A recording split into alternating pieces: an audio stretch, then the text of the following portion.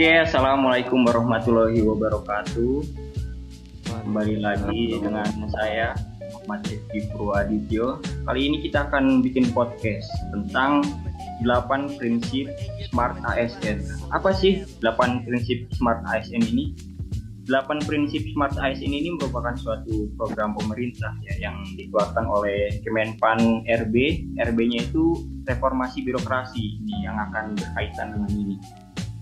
8 prinsip ini adalah dalam usaha untuk membentuk birokrasi yang berkualitas dunia dan diharapkan setiap pegawai memiliki profil sebagai Smart ASN.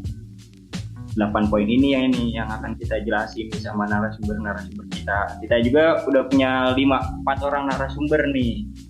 Ini dari berbagai macam UPT nih. Yang pertama ada Bapak Abi. Bapak Abi, dari mana Bapak Abi? Halo, saya dari Bekasi, namun UPT dari Inspektorat Jenderal. Wih, keren banget nih Bapak Abi dari Itjen ya. Selanjutnya ada Ibu Cahyati nih. Dari mana Ibu Cahyati? Hai, saya dari Semarang, UPT PIP Semarang. Oh, dari PIP Semarang ya, lumayan jauh ya. Selanjutnya ada Bapak Rifki Bayu. Dari mana Bapak Rifki Bayu? Halo, saya tinggal di Pasar Minggu, UPT Inspektorat Jenderal. Oh, Pak Rifki Bayu ini anak Pasmin ternyata. Dia juga di Itjen berarti sama Bapak Abi tadi ya? Iya. Ya. Nah, yang terakhir nih ada Bapak Saul nih. Kayaknya Bapak Saul dari jauh nih kayaknya. Halo Bapak Saul. Halo, saya dari Sidikalang, Sumatera Utara, ditempatkan di Balai Teknik Perkeretaapian kelas 1 Jakarta. Waduh, jauh sekali nih asal Bapak Saul nih dari hampir ujung Indonesia nih, tapi beliau sekarang merantau ya di Jakarta ya Bapak Saul ya. Pak, benar sekali kita merantau ke Jakarta. Mantap, emang super sekali nih semua narasumber kita. Nah, biar nggak kelamaan langsung aja nih kita ke poin awal, yaitu ada integritas dan nasionalisme. Sekarang saya mau nanya ke Bapak Abi dulu nih. Baik. Bapak Abi, menurut Bapak apa nih kira-kira apa sih integritas dan nasionalisme ini? Oke, baik. Yang pertama kita jelasin nasionalisme dulu mungkin ya. Iya.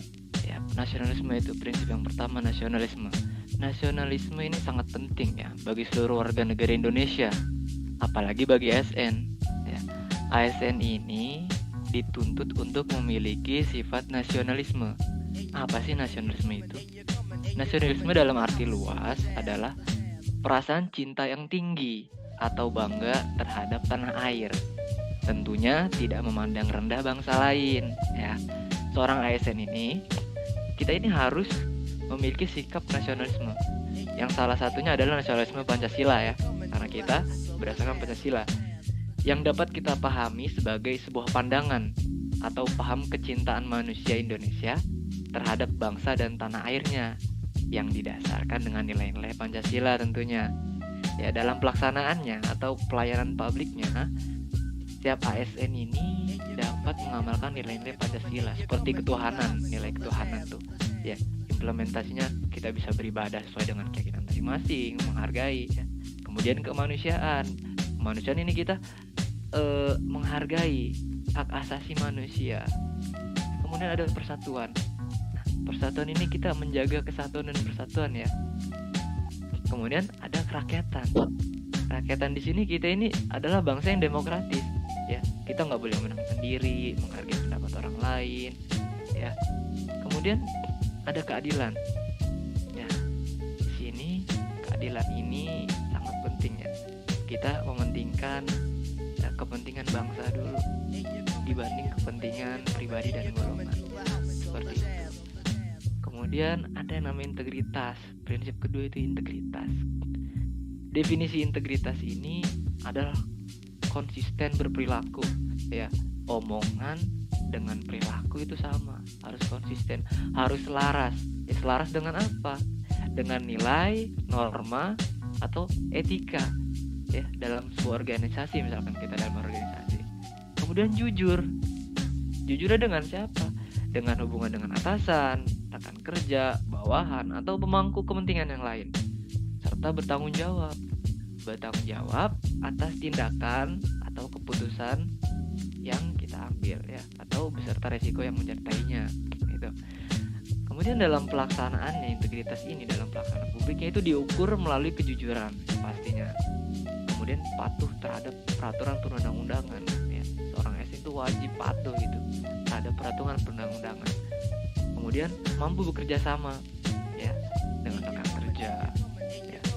Kemudian mengabdi pada masyarakat dan bangsa ya. Tadi itu pelaksanaannya dalam pelayanan publik ya. Mungkin itu, terima kasih.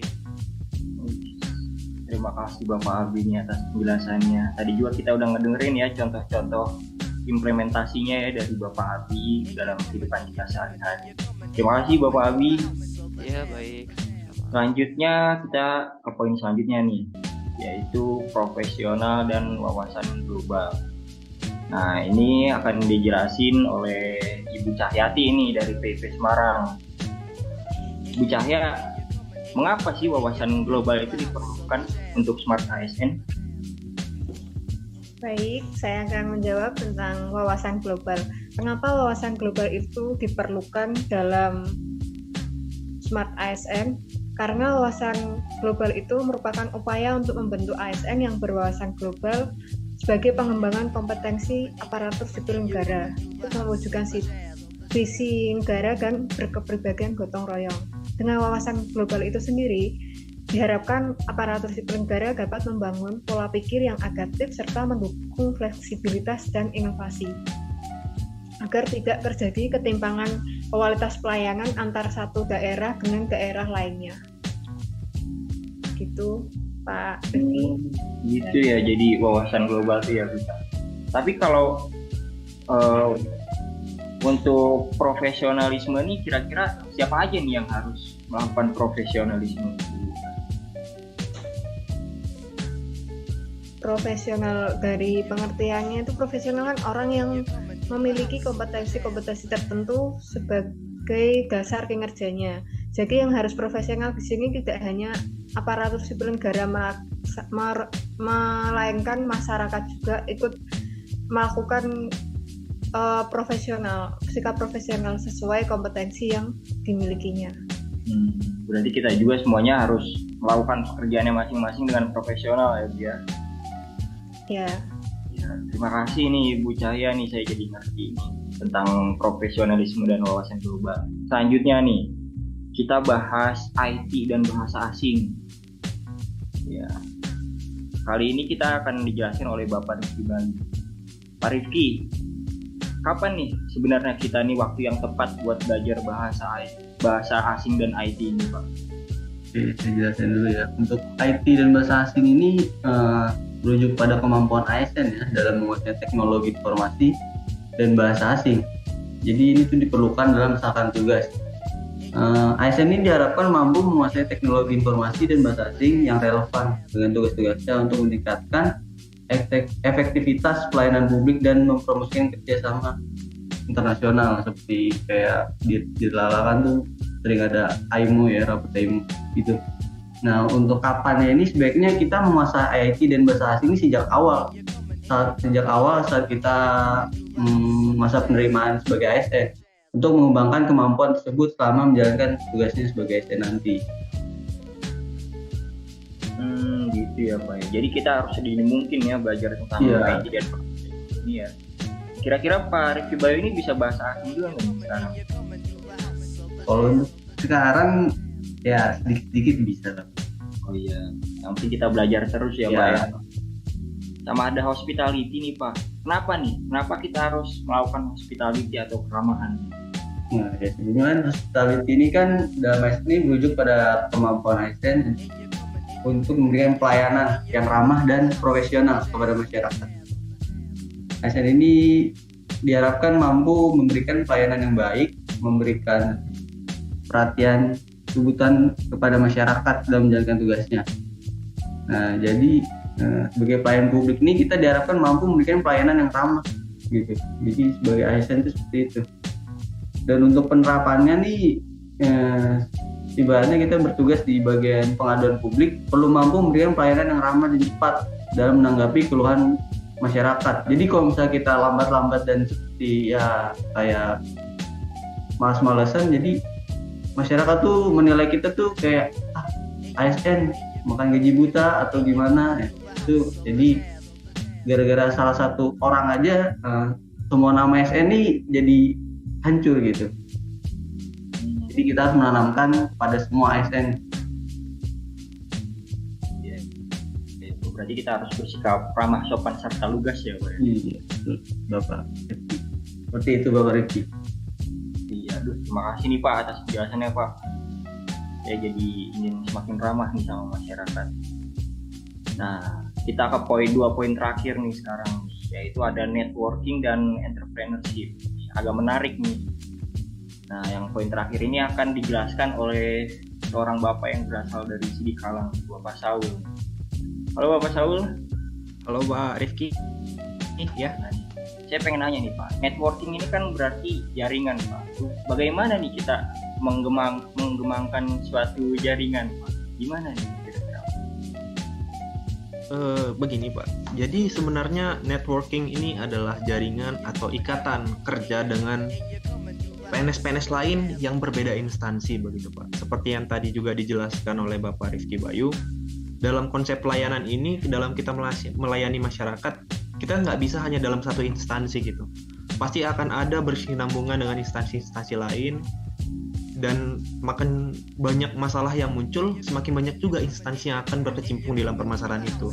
Dengan adanya networking ini, atau adanya relasi dengan ASN-ASN lain atau instansi-instansi lain, maka setiap permasalahan ini dapat cepat respon ditanggapi dan memberikan solusi yang terbaik gitu Pak, untuk memberikan pelayanan kepada masyarakat.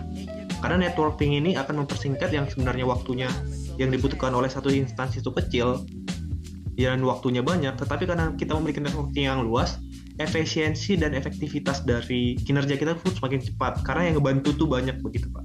Dan saling ASN ini juga harus saling membantu dan bahu-membahu gitu. Seperti tugasnya yang itu kita sebagai pemersatu dan pemerekat bangsa.